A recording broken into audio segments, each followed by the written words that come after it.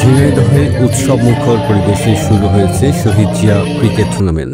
এসো নবীন মাতি ক্রিকেট উন্মাদনায়, এই স্লোগানকে সামনে রেখে রবিবার ৯ নভেম্বর বিকেলে শহরের নিউ একাডেমি মাঠে টুর্নামেন্টের উদ্বোধন করা হয়।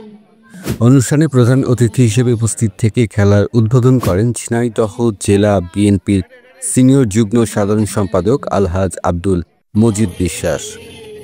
অনুষ্ঠানে সভাপতিত্ব করেন টুর্নামেন্ট আয়োজন কমিটির আহ্বায়ক মোহাম্মদ সাজ্জাদুল হক মিলন।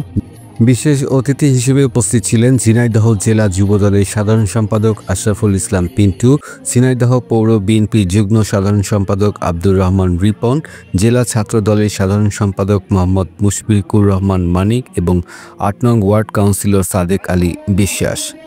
উদ্বোধনী অনুষ্ঠানে আরাপপুর যুব সমাজের সদস্যরা ছাড়াও স্থানীয় ক্রীড়াপ্রেমী ও দর্শকরা মাঠে উপস্থিত থেকে খেলোয়াড়দের উৎসাহিত করেন।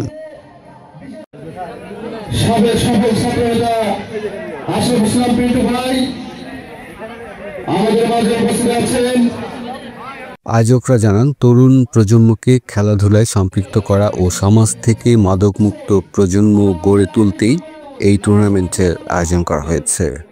মাসুদুল হক, কালচক্র 24।